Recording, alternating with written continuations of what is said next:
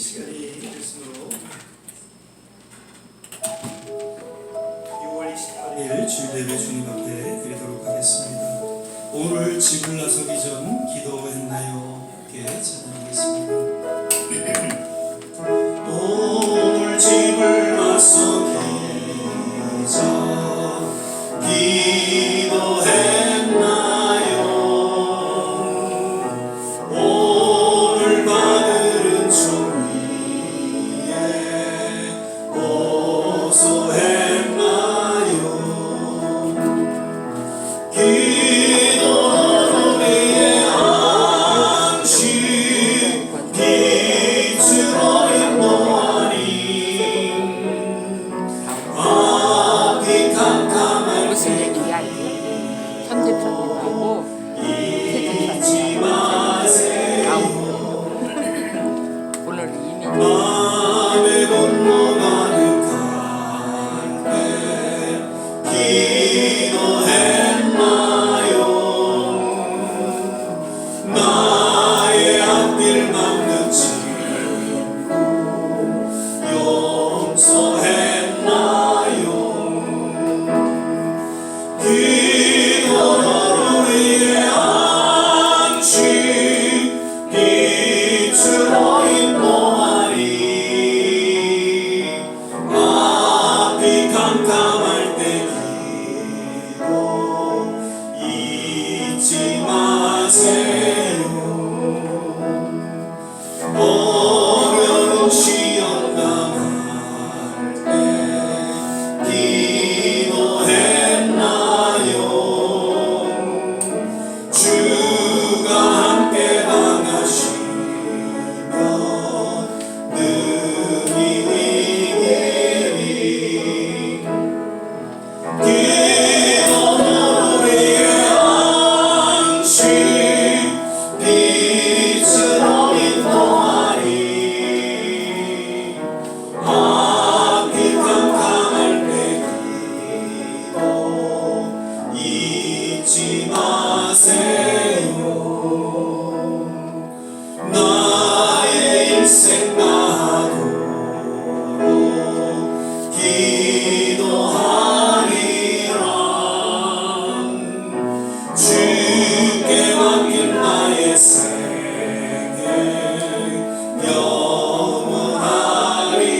기도는 우리의 안식 기도는 우리의 안식 빛으로 인도하리. 앞이 캄캄할 때 기도 잊지 마세요.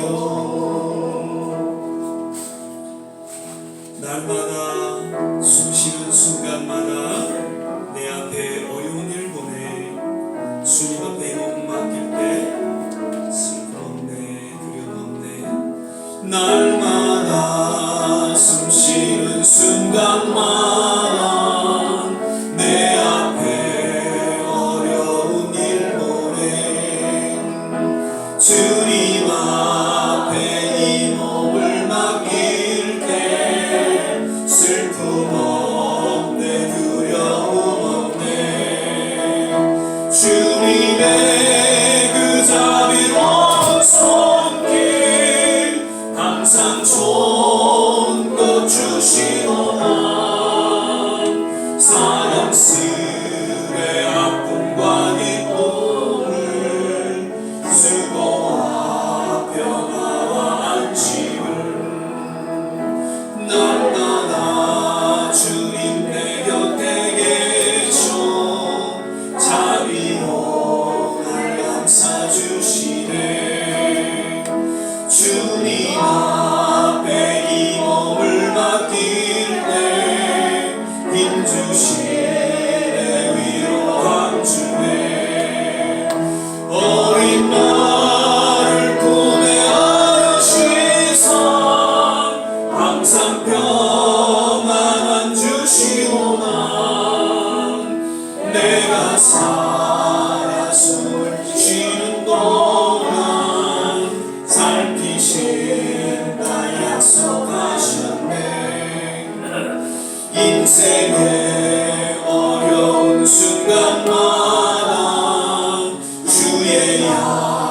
계속 생각해보네. 내 맘속에 믿음 잃지 않고 말씀 속에 위로를 얻네. 주님의 오신 따라오면 모든 어려움이 오난 흘러가는 순간순간마다 주님 약속 새겨옵니다. 좋으신 하나님, 좋으신 하나님, 참 좋으신 나의 하나님. 우리의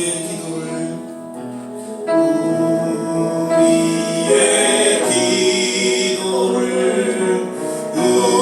응답해 주시니 참 좋으신 나의 하나님.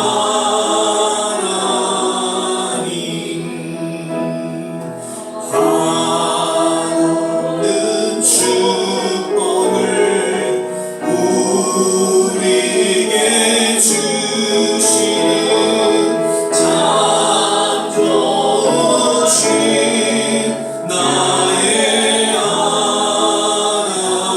주 이름을 찬양해. 주 이름 찬양해. 할렐루야. 주 이름 찬양해. 참 좋으신 나의 하나.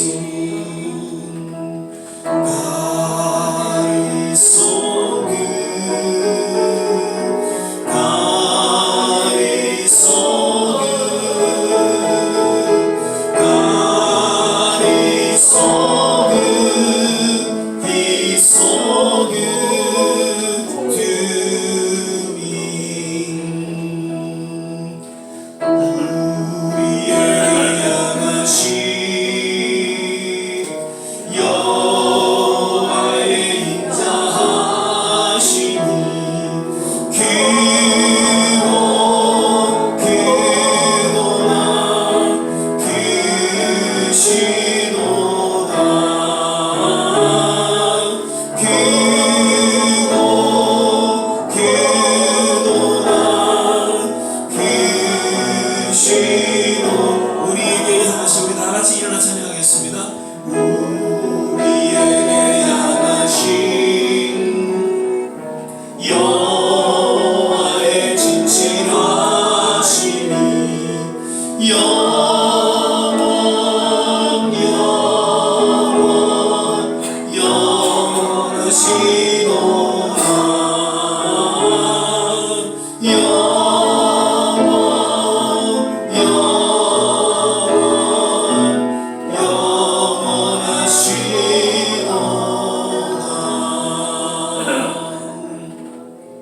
기도하겠습니다. 사랑의 주님, 오늘도 주의 이름을 높이고 찬양하며 경배를 드립니다. 우리 모두에게 향하신 그 놀라운 하나님의 은혜를 깊이 생각하고 그로 인하여 감사와 찬양과 영광을 올려드립니다.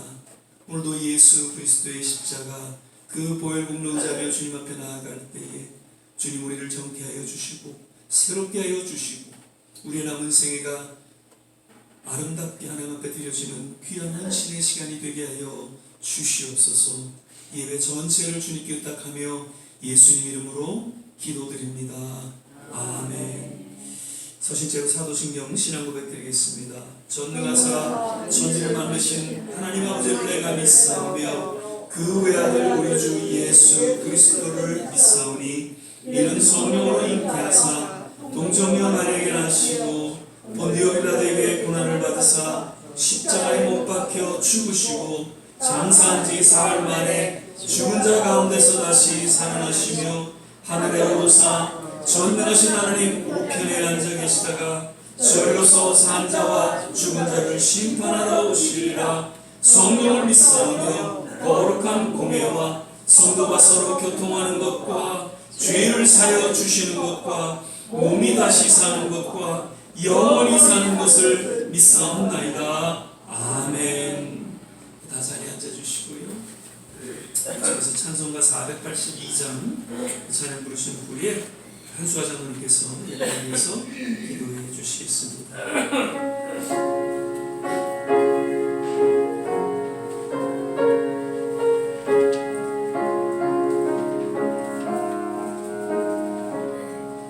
내 기도하는 그 시간 그때가 가장 즐겁다.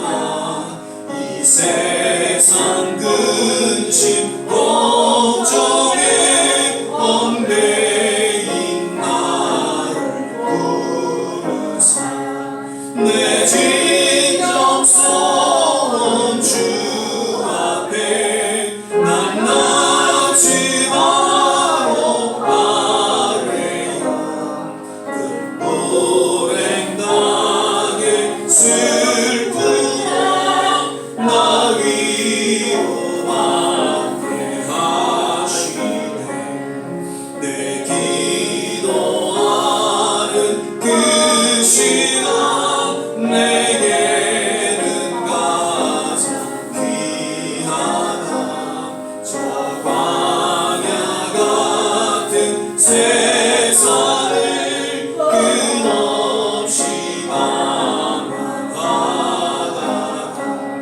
위태한 길을 떠나서 주께로 내가 이끌려 보좌 앞에 나아가 그 은혜 받게 하시네. 내 기도하는 그 시간 그때가 가장 즐겁다. 이때껏 지은 큰 죄도 내 마음 설고 아파도 마음으로 뉘우쳐 다 숨김없이 하려면 주 나를 위해 옥비어 새 은혜 부어주시네. 내 기도하는 그 시간 그때가 가장 즐겁다. 주 세상에서 일찍이 저 요란한 곳 피하여 빈들에서나 산에서 온 밤을 새워 지내사 주 예수 친히 기도로 큰 복을 보여주시네.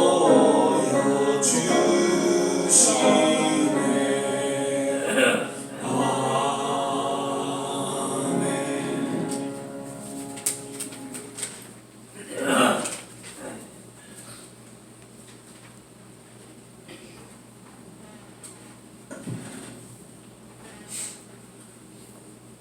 전능하시고 자비로우시며 인류의 모든 역사를 주장하시는 아버지 하나님, 오늘 2월의 마지막 주일, 오늘도 주의 자녀들 주의 전에 불러 모아주셔서 기도케 하시고 감사케 하심을 다시 한번 감사드립니다.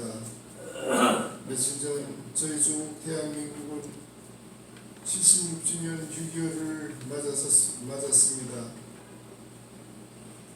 그 처절하고 끔찍한 전쟁을 한 인간이 일으키고 이를 수습하기 위해 수십 개국의 전투 지원국과 또한 의료 및 물자 지원국 등 60여 개의 나라가 공산주의 남침에 그냥 묵과하지 않고 유엔을 중심으로 이를 지켜낸 역사적 사건으로 우리 사회 대한민국은 그야말로 지도에서 사라져버릴 만한 사건이었습니다.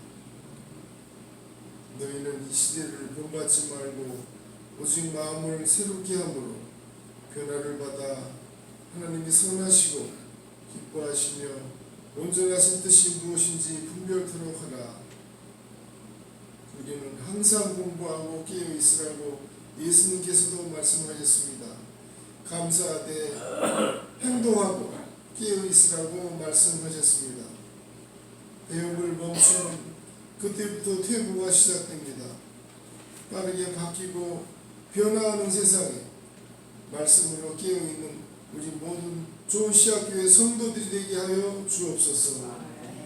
믿음으로 형통하게 하여 주옵소서.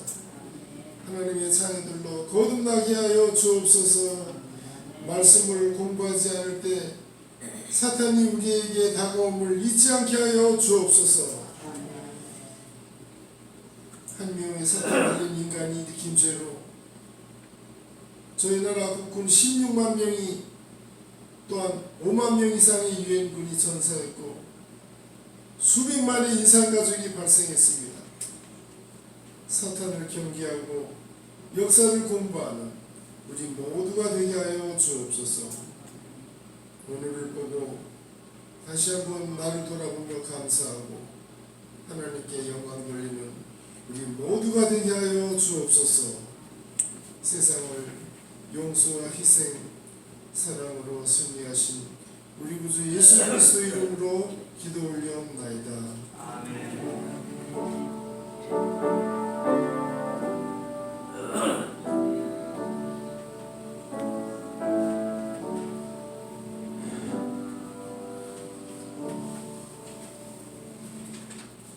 오늘 우리 함께 보실 말씀은 계속해서 야고보서 5장 12절에서 20절까지 말씀 같이 보시겠습니다. 야고보서 5장 12절에서 20절 신약성경 377면 전후에 있습니다. 12절에서 20절까지 이 말씀 찾으셨으면 함께 교독하겠습니다. 제가 먼저 12절 읽겠습니다. 내 형제들아 무엇보다도 맹세하지 말지니 하늘로나 땅으로나 아무 다른 것으로도 맹세하지 말고 오직 너희의 그렇다 하는 것은 그렇다 하고 아니라 하는 것은 아니라 하여 주의 정함을 면하라. 너희 중에 고난당한 자가 있느냐? 저는 기도할 것이요 즐거워하는 자가 있느냐? 저는 찬송할지니라. 너희 중에 병든 자가 있느냐? 저는 교회 장로들을 청할 것이요 그들은 주의 이름으로 기름을 바르며 위하여 기도할지니라. 믿음의 기도는 병든 자를 구하나니 주께서 저를 일으키시리라. 혹시 죄를 범하였을지라도 사함을 얻으리라. 이러므로 너희 죄를 서로 구하며 병 낫기를 위하여 서로 기도하라. 의인의 간구는 역사하는 힘이 많으니라. 엘리야는 우리와 성종이 같은 사람이로되 저가 비오지 않기를 간절히 기도한즉 3년 6개월 동안 땅에 비가 아니오고 다시 기도한즉 하늘이 비를 주고 땅이 열매를 내었느니라. 너희를 떠난 자를 누가 돌아서겠냐? 함께 읽겠습니다. 너희가 알겠소. 죄인을 미혹한 길에서 돌아서게 하는 자가 그 영혼을 사망에서 구원하며 허다한 죄를 덮을 것이니라. 아멘. 할렐루야. 오늘은 6월 이제 마지막 주일 예배로 드리게 됩니다. 오늘도 여김없이 예배에 함께 하신 우리 모든 한 분 한 분 주 이름으로 환영하고 축복을 드립니다. 우리 전호자가 한번 또 인사하실 때에 주 안에서 건강하세요. 주 안에서 행복하세요. 한번 인사하시죠.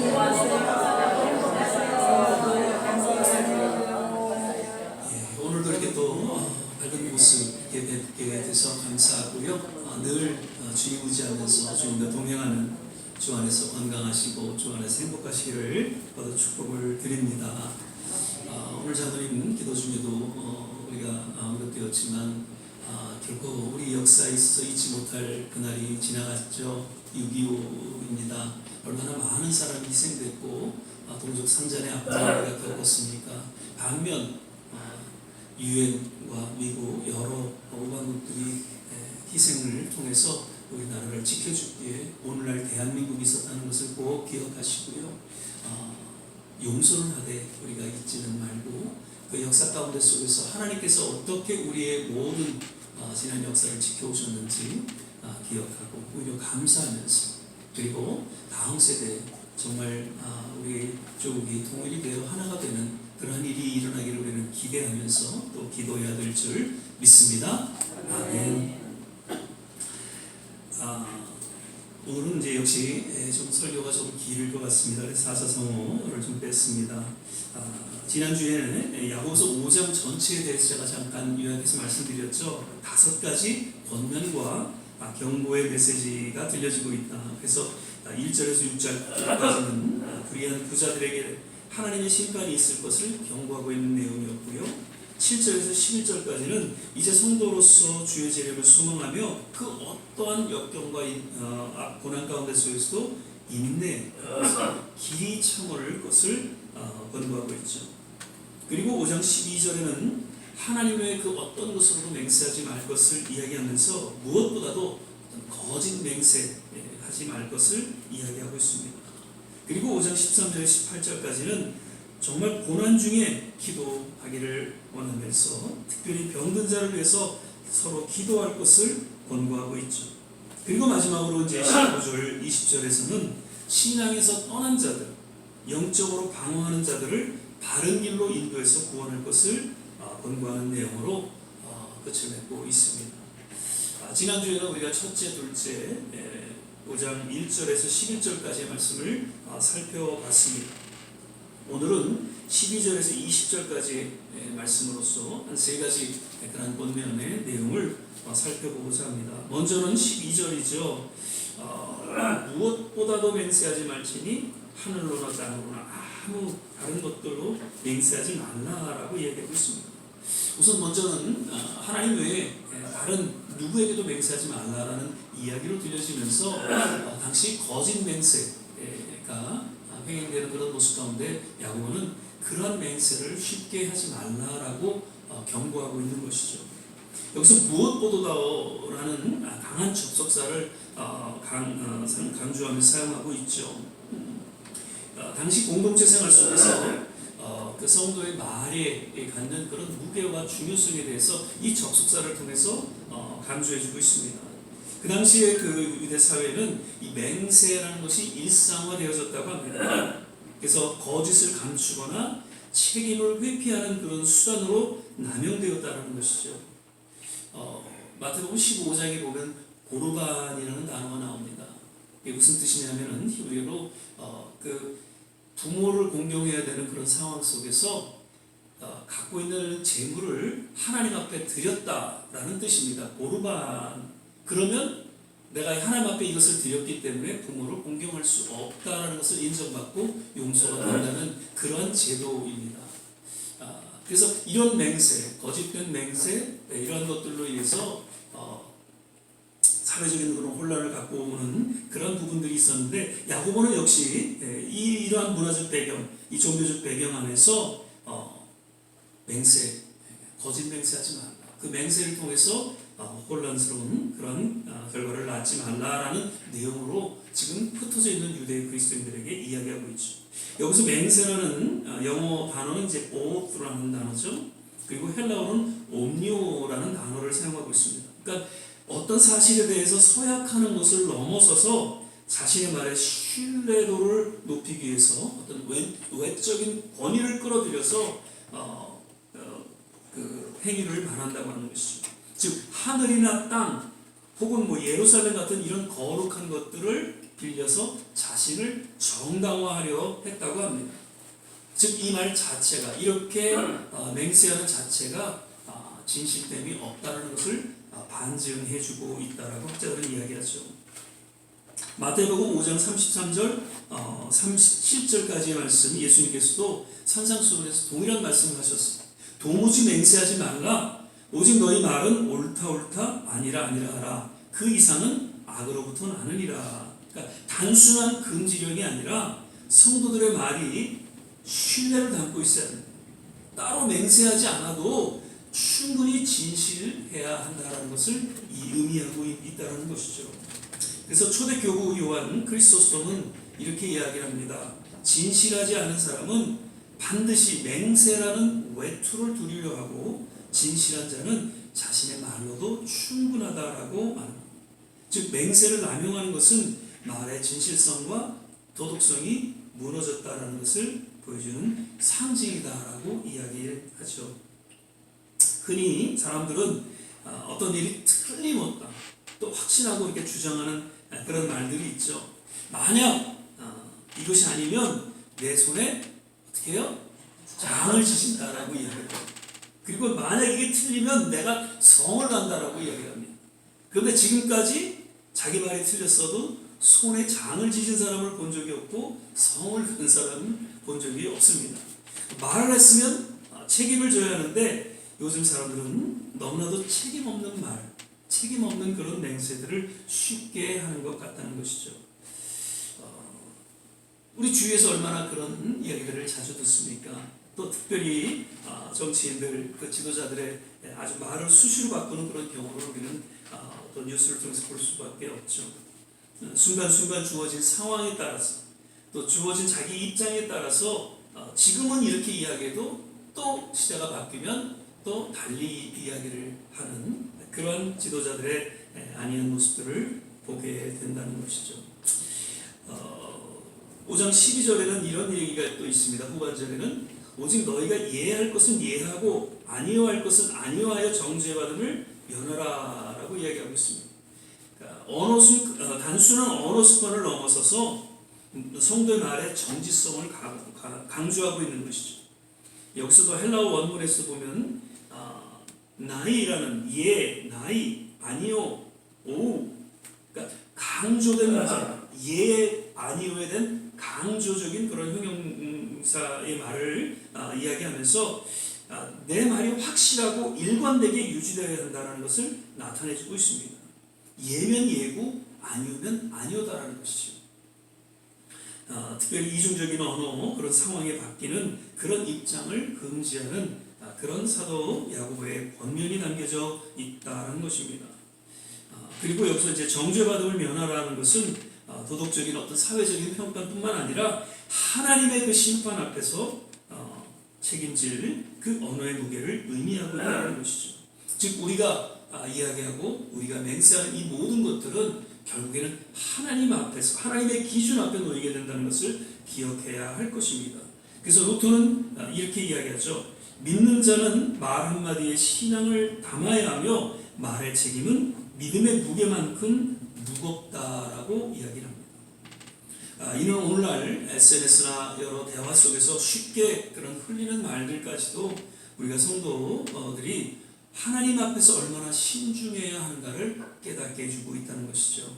그래서 목자는 이런 얘기를 합니다. 말은 관계의 시작이며 공동체의 기초이다. 말이 흔들리면 신뢰가 무너지고 신뢰가 무너지면 공동체가 붕괴된다. 따라서 성도는 언어를 정직하게 사용해야 하며 예는 예로 또 아니오는 아니오로 말함으로써 그 언어 속에 하나님의 거룩하심과 진실하심을 드러내야 한다라고요. 요즘 카톡에 보면은요 이렇게 타입을 치고 마음에 들지 않으면 그것이 잘못 써내려갔으면 수정할 수 있는 그런 기능이 생겼어요. 그래서 이렇게 수정 누르면 내가 이 말을 썼다가도 다시 또 바꿔서 제대로 생각하고 그렇게 해서 send 보낼 수 있는 그런 기능이 생겨서 얼마나 좋은지 모릅니다. 좀 뭔가 생각하고 내가 이 이야기를 써서 그냥 send를 누르려고 했는데 암만 좀 생각하면 이 표현이 조금 잘못된 것 같아요. 그래서 조금 더 온화한 표현으로 말을 바꿔서 수정해서 그렇게 해서 잘 읽어보고 그렇게 send해서 보낼 수 있는 기능이 생겼죠. 근데 문제는 우리말에는 그런 기능이 없다는 거예요. 일단 한번 우리가 뱉어놓으면 이거 어떻게 수정할 수가 없어요. 그래서 우리가 이렇게 한번 전한 말로 인해서 여러분 상처가 되고 그걸로 인해서 또 분열을 낳게 되고 여러 가지 어려운 문제들을 낳게 된다는 것이죠. 그래서 우리가 항상 이야기할 때 우리의 말을 조심하고 생각하고 그리고 쉽게 그렇게 확신하고 맹세하거나 이러한 잘못된 언어를 하지 않도록 사도 야고보는 지금 우리에게 동일하게 권고하고 경고하고 있다는 것이죠. 거짓은 항상 거짓으로 드러나게 됩니다. 지금은 그 거짓이 넘어가는 것 같지만 반드시 우리의 삶 속에 그 거짓은 거짓으로 드러나게 된다는 것을 우리는 지난 역사를 통해서 우리의 죄를 통해서 잘 볼 수 있다는 것이죠. 그래서 함부로 우리가 거짓 맹세하거나 또 거짓 주장하지 않게 되시기를 바랍니다. 13절에서 18절에 들어가니까 고난을 당하고 또 병들고 여러 가지 힘들고 어려울 때 무엇보다도 어떻게 하라고요? 기도할 것을 권면하고 있는 내용이 소개되어지고 있습니다. 13절을 보면 사도 야고보는 자문자답을 합니다. 질문을 하죠. 너희 고난당하는 자가 있냐? 그러면 기도해라. 그 자문자답을 통해서 고난과 즐거움에 각각 처했을 때 성도의 바른 신앙의 그 자세에 대해서 교훈해주고 있는 것이죠. 그런데 사도 야고보가 이처럼 고난과 즐거움을 함께 언급하고 있는 것은 성도들이 신앙생활할 때 이러한 두 상황을 만나게 되기 때문이다라고 해석학자들은 이야기합니다. 세상 사람들은 고난당할 때 쉽게 낙심하고 또 때로는 하나님을 원망하고 불평합니다. 그런데 모든 일이 잘 되고 늘 즐거운 상황을 맞게 되면 왠지 자기의 어떤 수고와 노력으로 된 것처럼 그것을 착각하고 자만하고 또 교만에 빠지게 되는 것을 보게 되죠. 그런데 성도들의 삶은 이와 반대의 삶이라는 것이죠. 고난당할 때 오히려 하나님의 뜻을 구하면서 그 고난을 잘 감당할 수 있도록 기도하라는 것이고요. 그리고 무언가 기쁘고 즐거운 상황을 만나게 되면 그 모든 것이 하나님의 은혜라고 생각하고 감사와 찬양을 드려야 한다는 것입니다. 그래서 늘 이 기도와 찬양은 신앙생활하는 우리 모든 성도들에게 있어서 기본이고 또 분리할 수 없는 그러한 신앙의 기본이다라는 것을 거듭 깨닫게 해주고 있죠. 시편 5편 1절 3절에 보면 여호와의 날말에 기울이사 나의 심사를 통촉하소서. 내가 주께 기도하고 바라리이다. 지금 어려운 상황 속에서 하나님 앞에 기도하는 그런 내용이 소개되어지고 있습니다. 그런데 시편 150편 1절 또 6절을 보면 할렐루야 그 성수에서 하나님을 찬양하며 그 권능의 궁창에서 그를 찬양할지어다. 호흡이 있는 자마다 여호와를 찬양할지어다. 왠지 감사와 찬양이 넘치는 그러한 신앙 고백이 동시에 읊어지고 있다는 것이죠. 시편 전체를 보면 고난 가운데 하나님 앞에 나아가 부르짖는 그런 기도의 내용이 소개되어져 있고 또 기쁨과 즐거움 속에서 하나님의 그 은혜에 감사하면서 찬양하는 그러한 신앙의 기본적인 모습을 소개해주고 있다는 것이죠.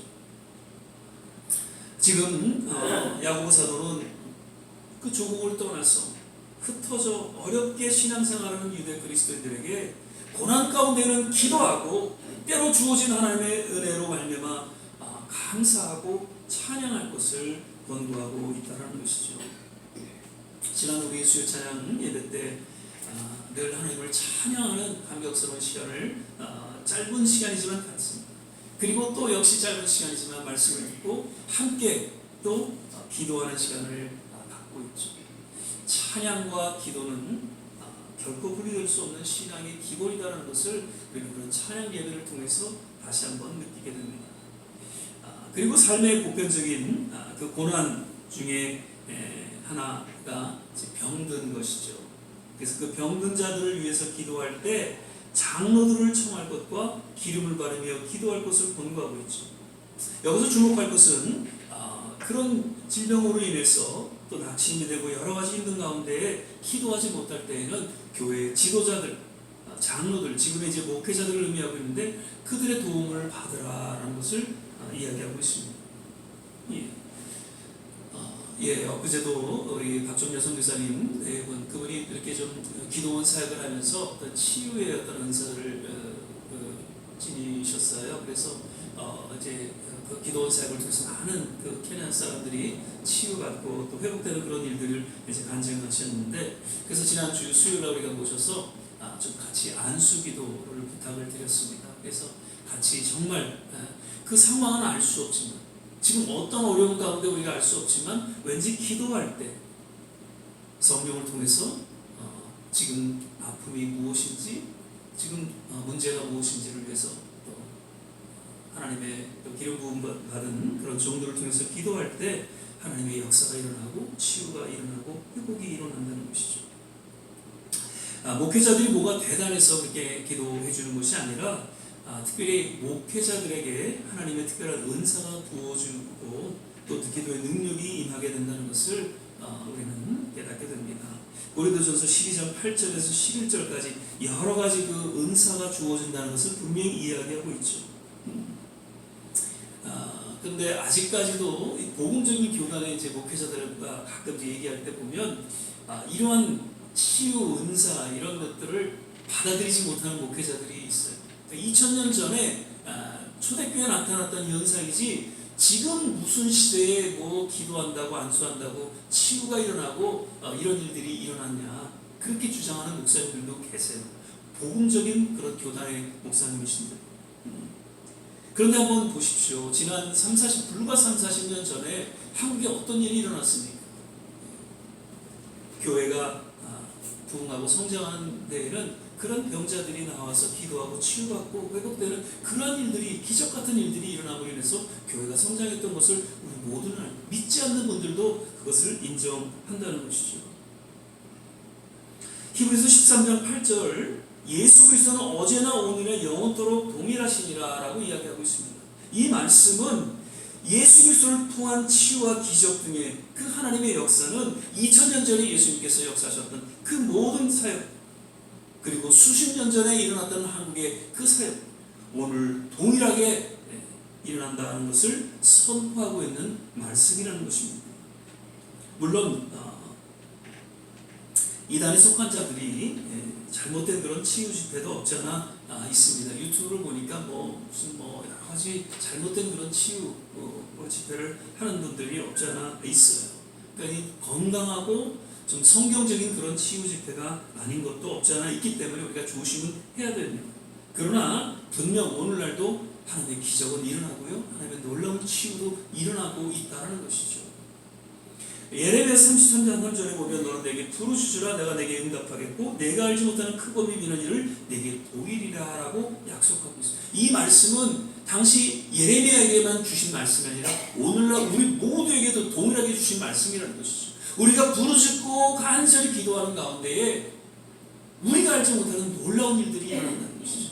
우리의 자녀들이 주님 앞에 돌아오는 역사가 일어나고요, 우리의 질병이 떠나가는 기적 같은 일들이 일어나고요, 경제적으로 어려운 가운데 속에서 다시 한번 회복되는 그런 일들이 일어나게 된다는 것입니다. 우리가 어느덧 이제 코로나를 전후해서 새벽 기도도 없어졌습니다. 죄송하지만 저는 너무 편해요. 새벽에 5시 이전에 다 모셔다가 같이 예배드리고 다 또 모셔드리고 그리고 또 하루를 잘 시작하면서 물론 같이 기도할 수 있는 것은 기쁩니다. 그러나 육신적으로 많이 좀 힘들었던 것이 생각이 납니다. 근데 새벽 기도가 지금 없어졌어요. 그리고 그 전에 수요일 날도 수요 예배를 10시에 드렸어요. 그래서 시간 되시는 분들 나오셔서 같이 수요 예배 드리고, 그리고 금요 예배는 또 금요 예배 매번 드렸습니다. 그런데 지금은 한 달에 한 번 어떻게 해요? 수요 예배를 드리고 있습니다. 바라기는 우리가 한 달에 한 번 예배를 드리지만 그래도 수요 예배 때 나오셔서 함께 뜨겁게 기도하는 그런 일들이 일어나기를 주의 이름으로 부탁을 드립니다. 아멘. 그렇게 기도할 때 죄로 인한 그 질병을 얻게 된 자들도 치료받게 된다라고 이야기하고 있습니다. 죄로 인해서 질병을 얻게 된 자들, 특별히 이 질병이 주어지는 그런 이유에 대해서 몇 가지 우리가 이야기를 듣죠.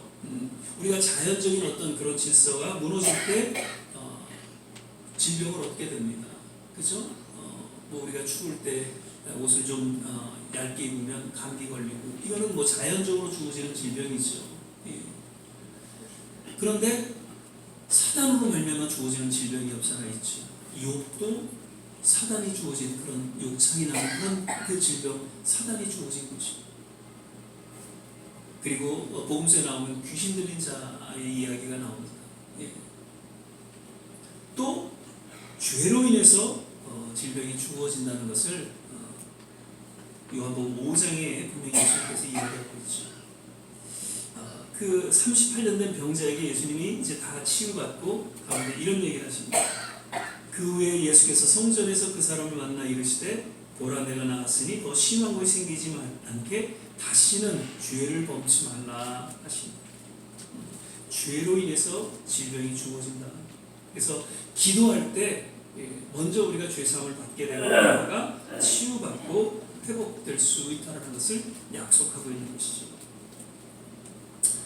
거듭 말씀드리지만 예전에 참 부흥 집회들 많이들 다니셨죠. 보면은 안진뱅이가 일어나는 그런 기적도 한 적이 있습니다.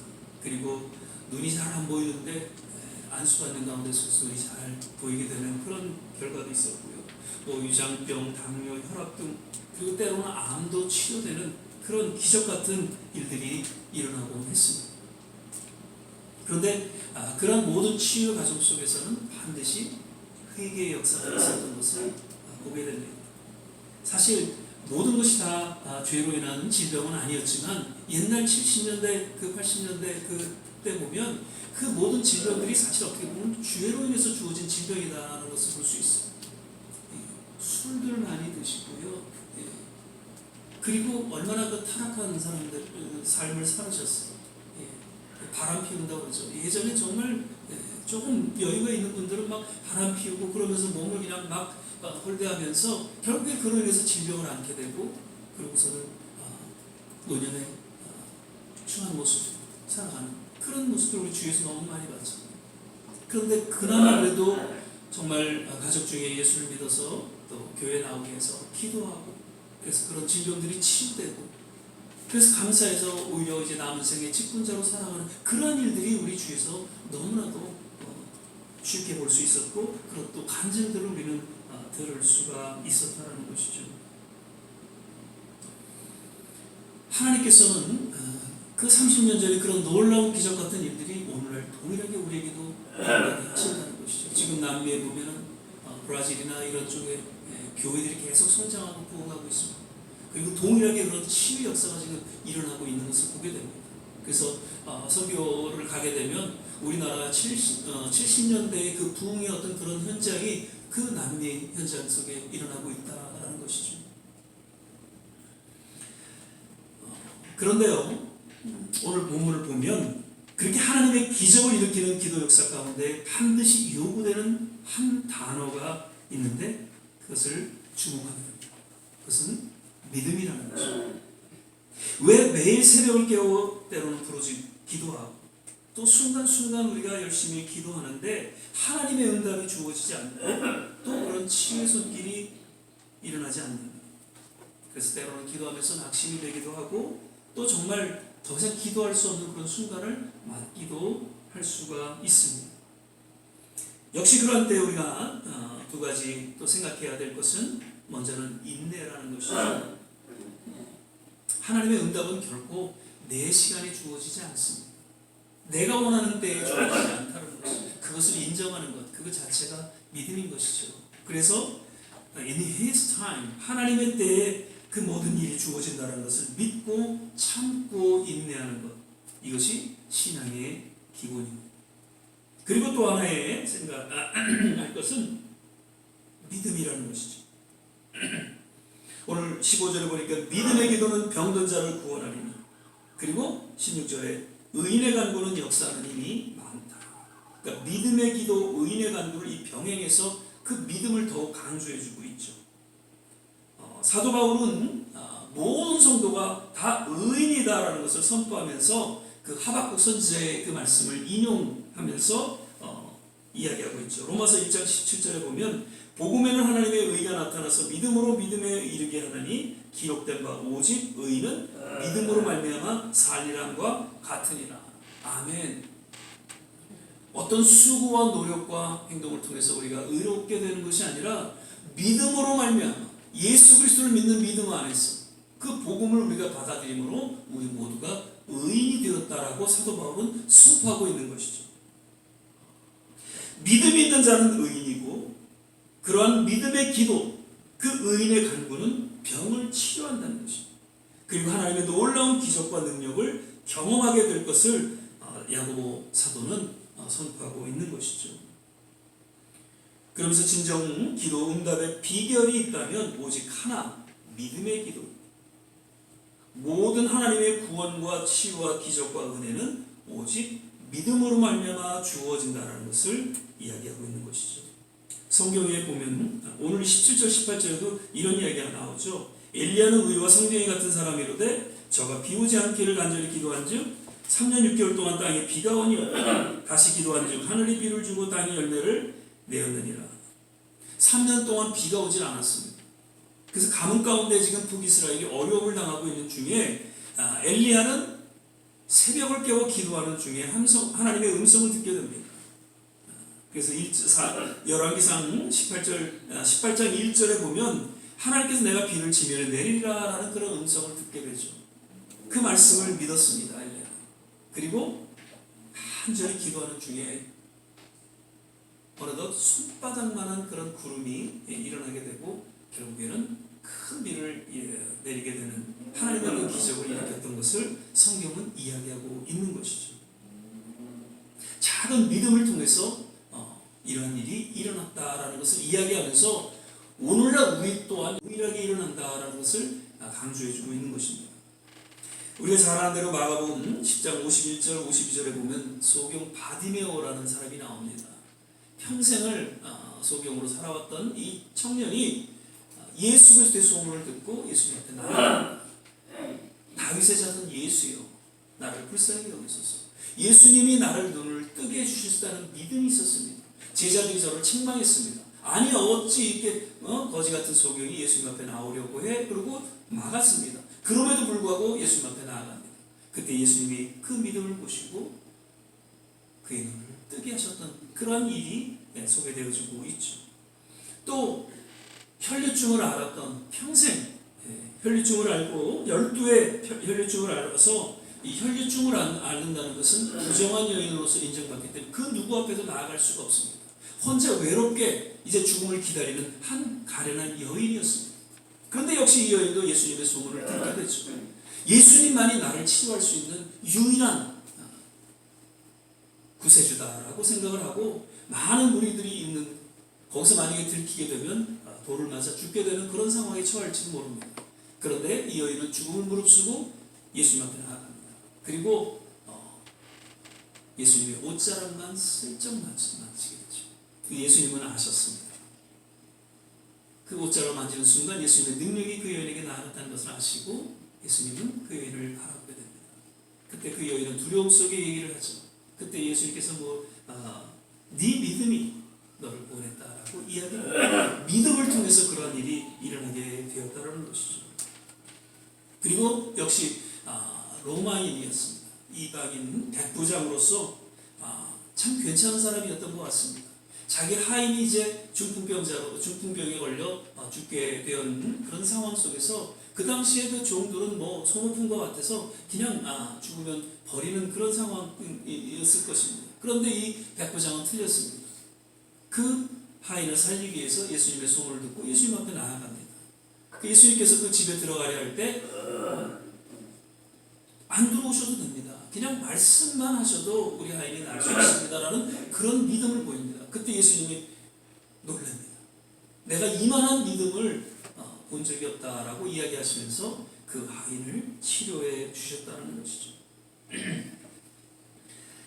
그리고 마가복음 9장 23절 29절 보면 예수님께서 이런 말씀을 하세요. 예수께서 이르시되 할 수 있거든이 무슨 말이냐? 믿는 자에게는 능치 못함이 없느니라 하시니, 그리고 29절에 이르시되 기도 외에 다른 것으로는 이런 유가 나갈 수 없느니라 하시니. 귀신 들린 어린 아이를 아버지가 그 제자들에게, 예수님이 잠깐 자리를 비운 사이에 제자들에게 데리고 옵니다. 그런데 제자들이 이건 뭐 도무지 감당이 되질 않았죠. 그래서 결국에는 이제 예수님이 오시니까 예수님 앞에 그 아이를 데리고 왔을 때 예수님께서 그 귀신 들린 아이를 치유해 주시면서 제자들이 그럽니다. 예수님, 우리는 어떻게 이 일을 감당하지 못했습니까? 어떻게 우리가 그 일을 감당할 수 있습니까? 그때 예수님께서 말씀하시죠. 믿음으로 기도하는 가운데에 이런 일이 일어날 수 있다라고 이야기를 합니다. 믿음으로 기도하는 가운데 놀라운 일들이 일어났을 것을 성경은 이야기하고 있고, 오늘날 우리 지난 역사 가운데 속에서도 우리는 경험하며 살아왔습니다. 예배서 2장 8절에 보면 믿음은 하나님의 은혜로 주어진다라고 이야기하고 있고요. 또 로마서 10장 10절에 하나님의 말씀을 들음으로 주어진다는 것을 이야기합니다. 그러면서 역시 간절히 기도하는 가운데 믿음이 주어지고 그 믿음 어린 기도를 조차 하나님의 역사가 일어난다는 것을 깨닫게 해주고 있다는 것이죠. 바라기는 우리 모두 이 믿음 어린 간절한 기도 가운데 하나님의 놀라운 치유와 구원과 기적을 경험하면서 그리고 남은 생에 하나님의 영광을 드러낼 수 있는 그러한 우리 좋은 시학교 성도님들 되시기를 주의 이름으로 축원을 드립니다. 아멘. 그리고 마지막에 19절에서 20절입니다. 야고보 사도는 서신의 결말을 미혹하여 진리를 떠난 자를 구원할 것을 간곡하게 권고하면서 끝을 맺고 있다는 것이죠. 지금 야고보 사도는 예수님의 동생입니다. 형이었던 예수님께서 마지막 유언으로 무슨 말씀하셨어요? 땅끝까지는 내 증인이 되라, 그렇게 말씀하고 있고, 마태복음에는 가서 세례를 주고 제자를 삼으라, 그것이 예수님의 마지막 유언의 메시지였습니다. 아마도 사도 야고보는 그것을 기억하고 지금 이 야고보서 마지막 메시지로 그 흩어져 있는 유대 그리스도인들을 향해서 정말 영혼을 구원하는 전도자의 삶을 살아가라 라고 동일하게 권고하고 있다는 것이죠. 여기서 이제 미혹하여 진리를 떠난 자들이라고 이야기했는데, 여기서 미혹하다라는 것은 헬라어로 플라나오라는 뜻인데 방황하다, 헤매다, 길을 벗어나다라는 뜻으로 어떤 진리와 도덕의 길에서 떠나 방황하며 살아가는 그러한 모습을 의미하고 있습니다. 즉 세상의 사람들을 향해서 복음을 전하고 그로 참된 구원에 이르게 할 것을 간곡하게 부탁하고 권고하면서 이제 야고보서를 마치고 있다는 것입니다. 선교 역사에 있어서 지난 요 근대 현대사에 있어서 1040 윈도우라는 선교 무브먼트가 있습니다. 1040 윈도우라는 건 위도상으로 10도에서 40도 그 안에 있는 민족들에게 복음을 전하는 조아지 부시라는 분이 주장을 하면서 모든 그 선교의 포커스를 그 1040 윈도우에 맞춰서 선교를 해왔다는 것이죠. 그런데 이제 이 1040 윈도우 이 선교가 무브먼트가 이 프라미스 교회에 김남수 목사님과 더불어서 414로 바뀌었습니다. 4살부터 14살까지. 아무리 나이 드신 분들을 향해서 선교하고 또 복음을 전할지라도 잘 맥혀 들어가지가 않는다는 것이죠. 그런데 왠지 4살부터 14살까지 이 젊은이들에게, 소년들에게 복음을 전했을 때 이들이 복음을 받아들이고 정말 훌륭한 지도자로 거듭날 수 있다는 것이 지금의 선교의 새로운 무브먼트입니다. 그래서 계속해서 그 414 그런 무브먼트를 지금 선교의 그런 주제로 사역을 하고 있습니다. 근데 저는 이러한 사역 못지않게 중요한 사역이 있다면 오늘 야고보 사도가 마지막으로 권고한 내용, 신앙에서 떠나 방황하는 자들 다시금 신앙 가운데 나오게는 사역이라는 것입니다. 이런 414 사역은 전혀 복음을 듣지 못한 자들에게 나아가는 그러한 사역입니다. 너무나도 중요한 사역이죠. 땅끝까지 이르러 내 증인이 되는 주님의 말씀에 순종하며 나아가는 사역입니다. 그런데 반면 이미 예수 그리스도를 믿은 것 같았지만, 신앙생활을 한 것 같았지만 어느덧 신앙에서 떠나 세상과 착하여 살아가는 그런 방황하는 사람들에게 나아가 다시금 예수 그리스도를 소개하고 또 복음을 전하라는 그런 이야기입니다. 한국도 그렇고요. 지금 이민 우리 여기 이 미국에도 보면 신앙을 떠나 있는 분들이 꽤 많이 있습니다. 그래서 세상과 그냥 벗삼아서 그냥 쾌락적인 삶을 살아가는 거죠. 정말 뉴욕에서 영적으로 방황하는 특별히 여러 나이 드신 노인분들을 보게 됩니다. 뭐 대기에 나오셔서 다들 그냥 이제 많이 행복해 하시죠. 그렇지만 가만히 보면 또 외롭게 그 가운데 속에서도 외롭게 어둡게 살아가고 있는 그런 분들도 없지 않아 있다는 것이죠. 자녀도 없이. 예전에는 신앙생활을 했는데 생각해 보십시오. 40년, 3, 40년 돼서 이 미국 이민 왔을 때 얼마나 두려웠습니까? 이모저모로 다 이유 가운데 이 미국에 왔습니다. 차별을 받습니다. 그리고 정말 하루 종일 일하면서 생활해난 그런 어려운 그 상황을 우리 모두는 겪었습니다. 그런데 그런 가운데 속에서도 그나마 위안이 되고 또 좀 우리가 마음을 놓을 수 있는 곳이 교회였습니다. 그래서 교회에 와서 신앙은 없지만 와서 한국 분들 같이 만나고 대화하고 같이 식사하고 김치라는 것을 그 교회에 와서 또 처음 먹고 이러면서 우리가 신앙생활을 열심히 하게 됐죠. 힘들었지만 두려웠지만 그래도 이런 신앙생활을 통해서 우리의 삶이 어느 정도 이제는 안정되어졌고 그리고 이제 30년, 40년 지났을 때에는 정말 풍요로운 그런 삶을 살아가게 되었던 것이죠. 그런데 문제는 계속해서 그 신앙을 유지하지 못하고 있다는 것이죠. 어느덧 안정된 그런 삶 속에서 오히려 신앙을 저버리고 세상으로 나아가서 쾌락적인 그런 삶을 살아가고 있는 그런 모습들을 우리는 주위에서 보게 된다는 것입니다. 저는 거듭 말씀을 드립니다. 우리 좋은 씨앗교회가 이 땅에 존재하는 여러 가지 이유 중에 특별히 하나님의 분명한 뜻이 있다면 이렇게 방황한 영적으로 어두운 그런 삶을 살아가는 미혹된 이런 분들을 신앙으로 인도하고 또 구원으로 인도하는 그런 사명이 있다라는 것이죠. 길을 잘 가고 있는 99마리의 양을 하나님은 주목하지 않으셨어요. 이미 목자와 함께 잘 가고 있는 양들 하나님이 그냥 보고 계시죠.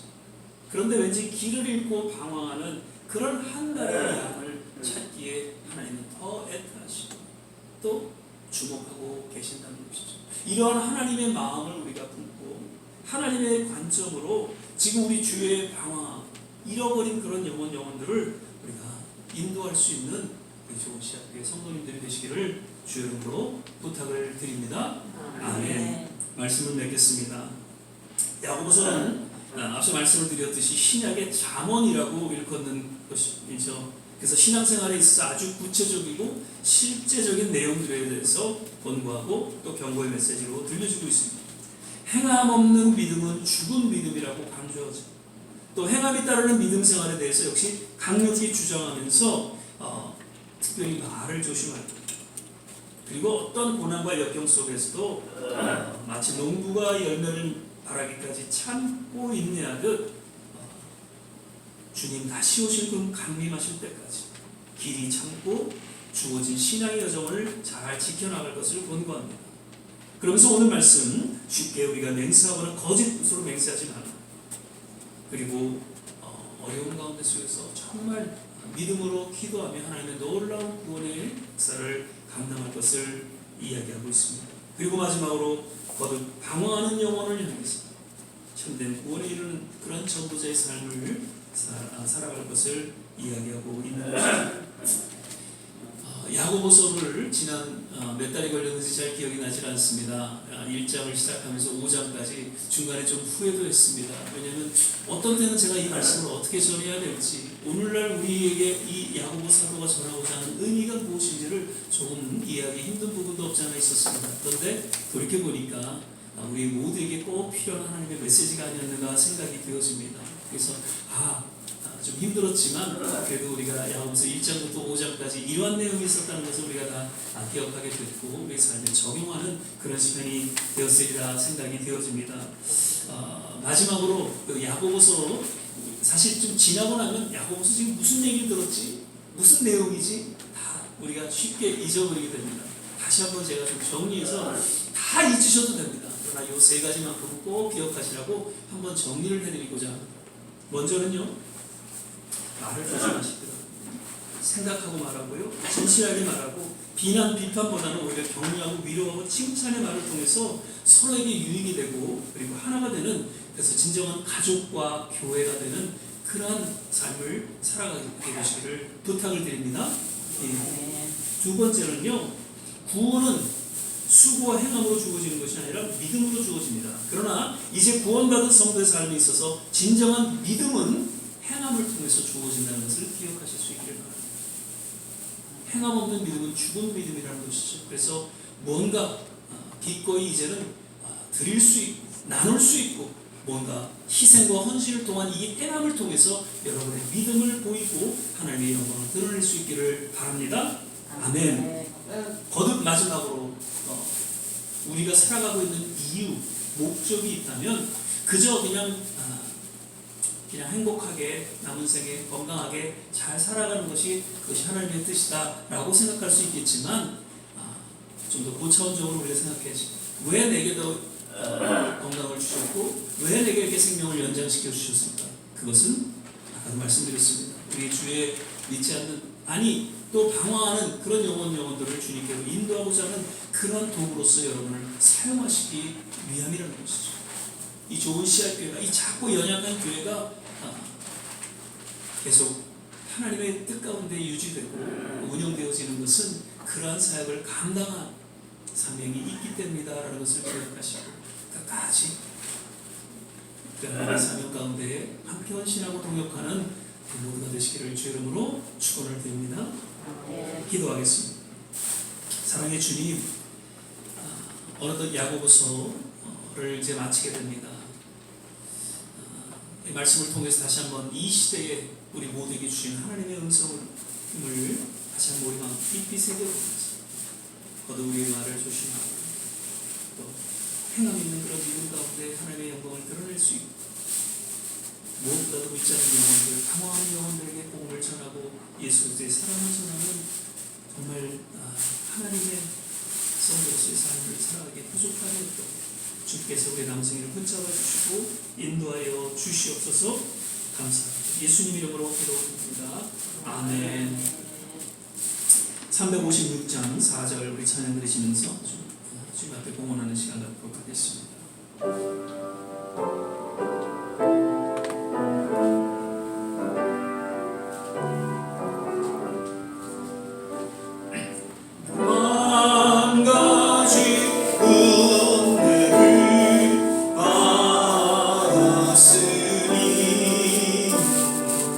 내 평생 슬프나 즐거우나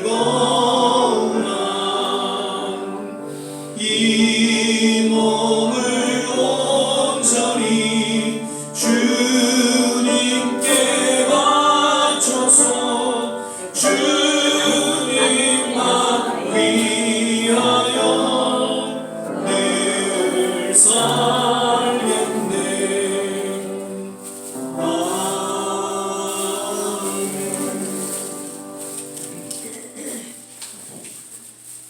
몇 가지 그 소식 알려드립니다. 오늘 예배에 참석하신 모든 한 분 한 분 역시 주의 이름으로 환영하고 축복하고요. 계속해서 이제 여름이 왔는데 건강 잘 또 챙기실 수 있기를 바랍니다. 다음 주에는 저희가 또 성찬 예배로 드리게 됩니다. 준비해 주시고요. 계속해서 부탁을 드립니다.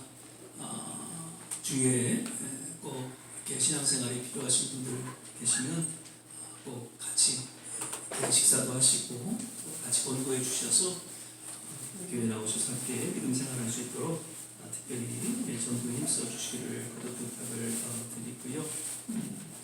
그리고 다음 달에는 수요일이 5번 있는 것 같아요. 그래서 4번째 수요일로 정하고 저희가 수요 예배로 이렇게 드리도록 하겠습니다. 그래서 좀 몸이 여의치 않으시면 좀 그러시지만 좀 괜찮으시면 나오셔서 함께 정말 뜨겁게 기도할 수 있는 그러한 시간 되시기를 부탁을 드립니다.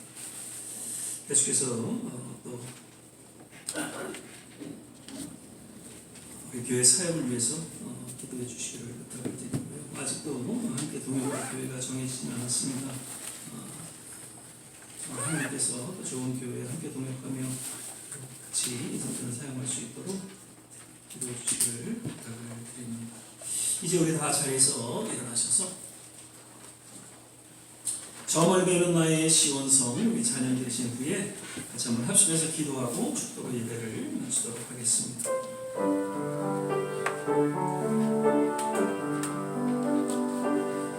저 멀리 있는 나의 시온성 거룩한 곳 아버지지 내 거부하는 집에 가고자 한 밤을 세웠네 저 망망한 바다 위에 이 몸이 상할지라도 오늘은 이곳 내일은 저곳 주 복음 전하리 아득한 나의 발길 나가고 저 동산에서 별이 쉴 때 내 고생하는 모든 일들을 주께서 하시리 빈들이나 사막에서 이 몸이 고날지라도 내 주 예수 날 사랑하사 날 지켜주시리. 오늘 시간에 주신 말씀 생각하면서 합심해서 한번 기도하는 시간 갖겠습니다. 참으로 혼란스럽고 영적으로 점점 어두워져가는 이 세대 가운데에 오늘 야고보 사도의 이 말씀 다시 한번 우리 마음 깊이 새기며 진정한 성도로서의 삶을 살아가기에 부족함이 없도록 늘 우리의 말을 지켜주시고 우리의 행동을 지켜주시고 그리고 무엇보다도 예수 그리스도의 깊은 사랑을 우리가 나누고 전하는 전도자의 삶을 살게 하여 주시옵소서. 우리 조국을 위해서 기도합니다. 우리 미국을 위해서 기도합니다. 아직도 전쟁으로 어려움을 겪고 있는 모든 선교지 그리고 특별히 지진으로 어려움을 당하고 있는 베네수엘라, 일본 여러 곳곳에 하나님의 치유와 회복이 임하게 도와 주시옵소서.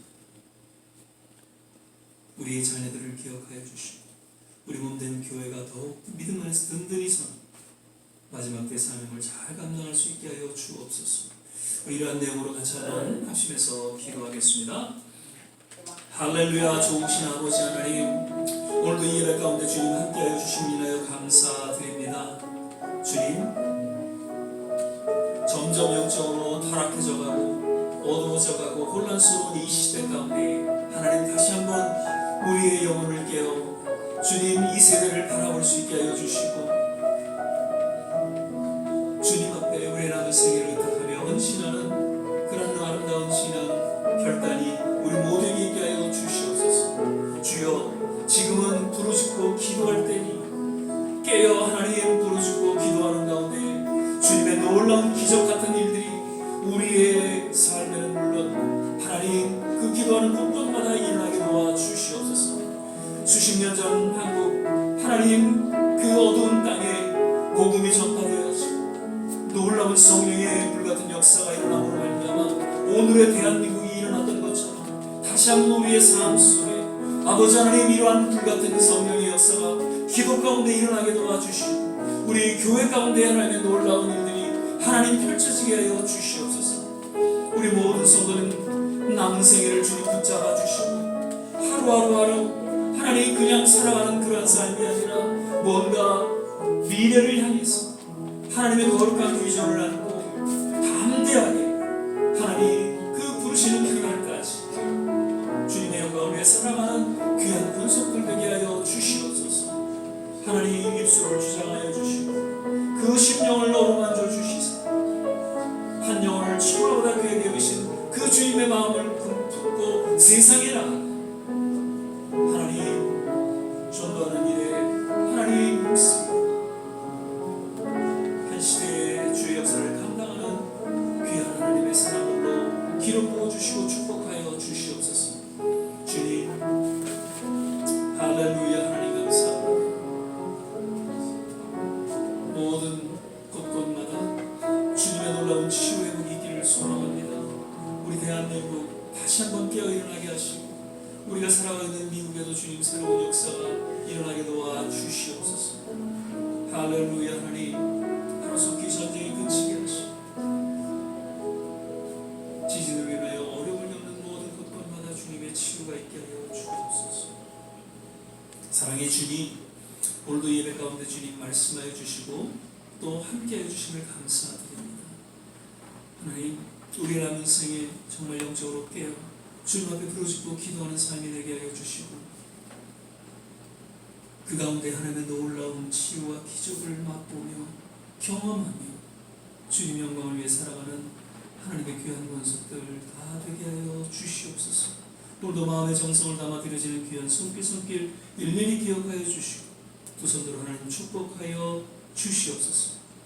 이제는 우리 주 예수 그리스도의 은혜와 하나님의 무한하신 사랑 성령의 내주가 또 충만케 하시니 오늘 주의 말씀을 마음속에 새기며 다시 한번 우리의 남은 생에 주 앞에 헌신하는 우리 모든 한 분 한 분 머리머리 위에 가족과 자녀와 산업과 기도하는 모든 일들 위해 그리고 두고 온 주국과 이 땅 모든 선교지 위해 지금부터 영원토록 함께 하시길 간절히 축원하옵나이다. 아멘.